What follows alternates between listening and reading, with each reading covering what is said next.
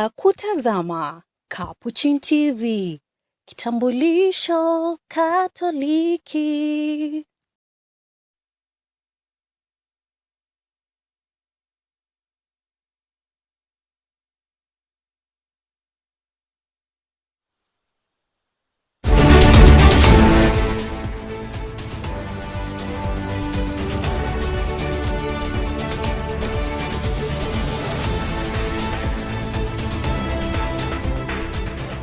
Keep watching Capuchin TV, your staunchly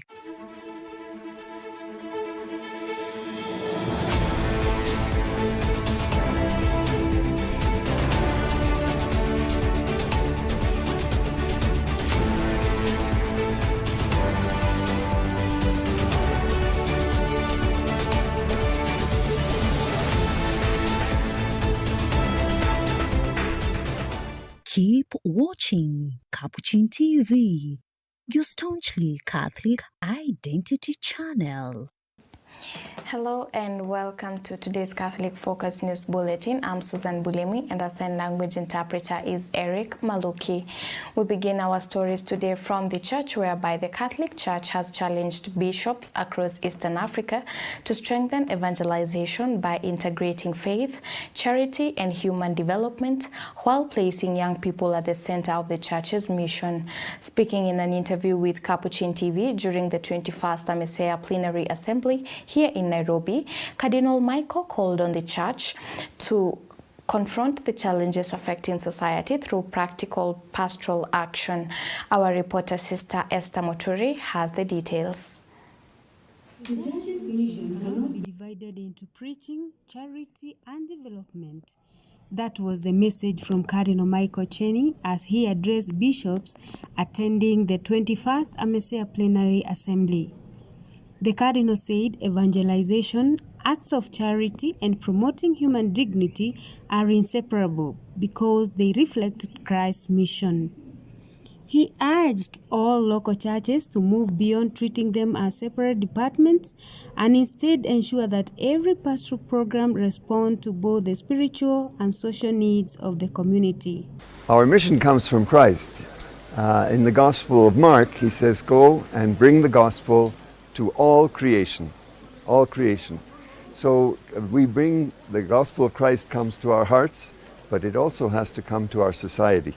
And so the church also evangelizes by accompanying her people in the daily struggles of life, in facing the challenges to their fullness of life, their flourishing, their integral human development.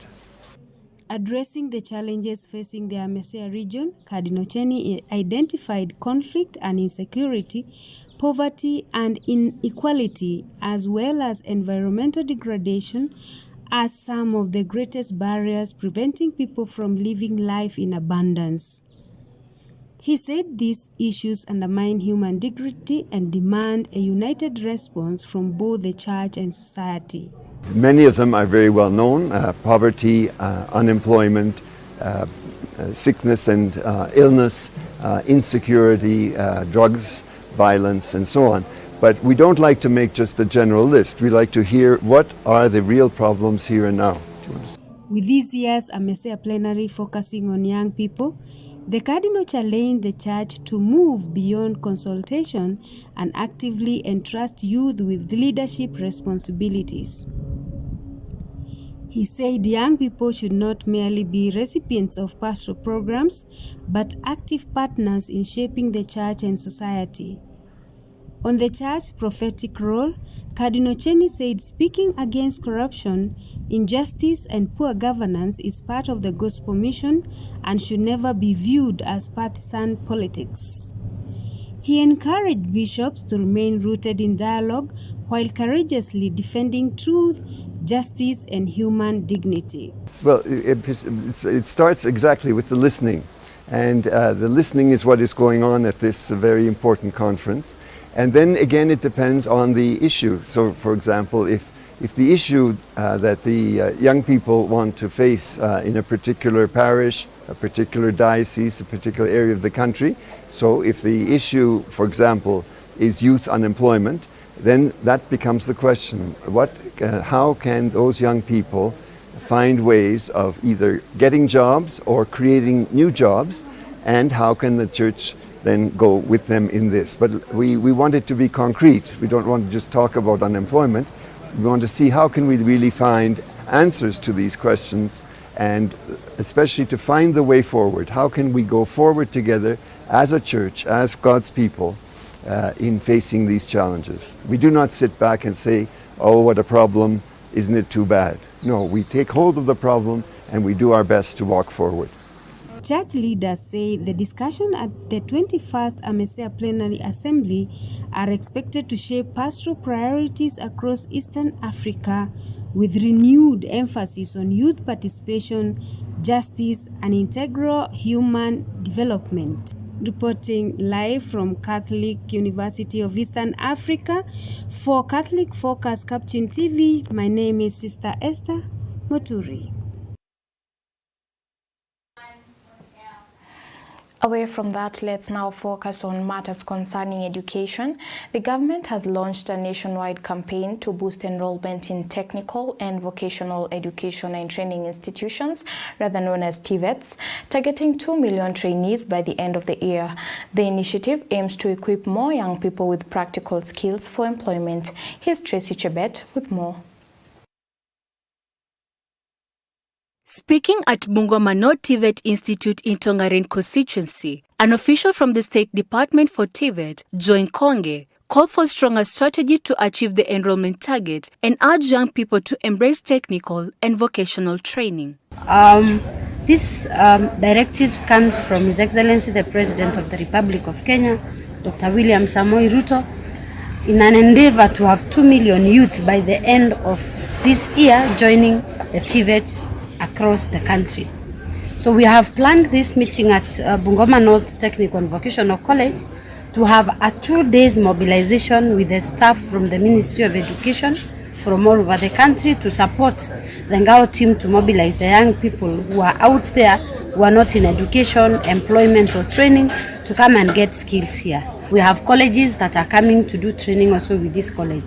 So we are calling on the people of this constituency, the young people, those the Juakali sectors without certificates, to come and join our college so that we can give them the skills and also give them the job. Thank you. Bungoma North Sub-County Commissioner John Chirchir echoed the call, saying TVET institutions offer practical skills that prepare young people for the job market. Ndiposa tukaingia kama Ngao. Ukiona nyuma yangu tuko na ACCs na Chiefs.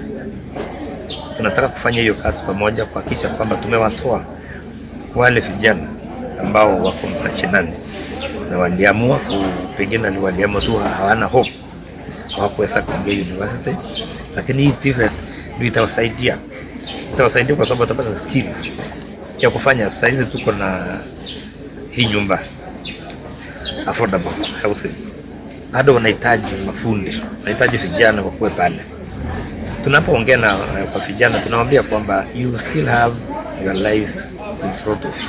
Uko na maisha yako pale mbele ambaye haijakuwa exploited. Meanwhile, Bungoma North TVET Institute Principal Lilian Simali said the initiative will help tackle unemployment by equipping learners with market-driven skills needed both locally and internationally.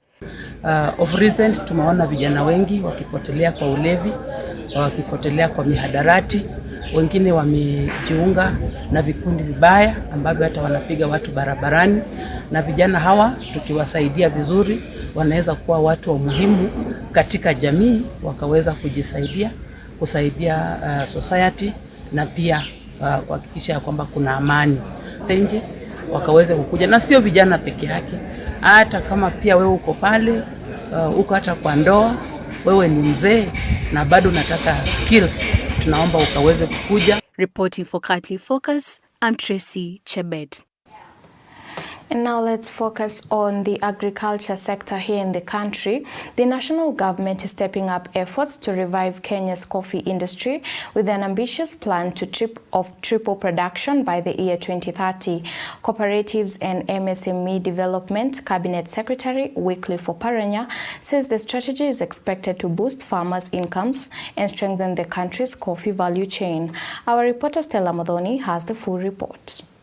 Speaking during the Western Kenya Coffee Stakeholders Forum at Masinde Muliro University of Science and Technology, Cooperatives and MSME Development Secretary Wycliffe Oparanya said over 8 billion Kenyan shillings has already been invested to enhance coffee production and productivity, while urging farmers to embrace modern farming technologies. It is the only crop. The government has pumped 8 billion. Around 8 billion in this fund. And it has never been exhausted. Yeah? It has never been exhausted. Or we have said the government pumps in up to 10 billion. Thereafter, it will be enough to service the coffee sector. So this issue of Madeni, why should there be Madeni sasa? Oparanya also announced that the government is drafting a bill to curb the mismanagement of funds in cooperative societies, noting that the state has already spent 6.8 billion Kenyan shillings to clear debts arising from embezzled cooperative funds. At the moment, the government has agreed to write off 6.8 billion Kenyan shillings. These are debts that were incurred by various cooperatives in the coffee sector. Within the new bill coming up, new act coming up, any cooperative that will want to borrow any money, it must get approval from the Commissioner of Cooperatives so that we control this debt. Because after all, the government has been the one writing off these debts. Meanwhile, Ikolomani MP and chairperson of the National Assembly Committee on Trade, Industry and Cooperatives, Bernard Trinali, called for the deployment of more agricultural extension officers to support coffee farmers and improve productivity. Naona mpango ile yenu ya kutuletea extension officers. Hao mmetrain ni wachache. Area hii wakulima wameenda kwa ukulima wa kahawa wengi sana. Na tunawahitaji wengi ili tuweze kurealize ile target yenu ile mnataka by next year tuwe tumefikia. Reporting for Catholic Focus, I am Stella Mudhoni. And that report right there on coffee farming brings us to the end of today's Catholic Focus News Bulletin.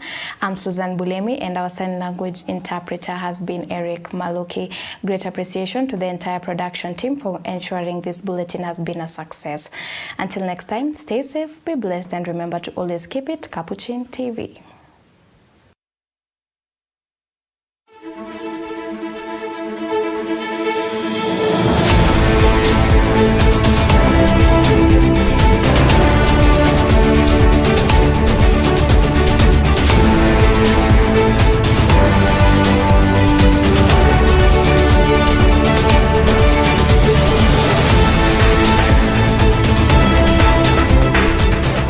Keep watching Capuchin TV, your staunchly Catholic identity channel.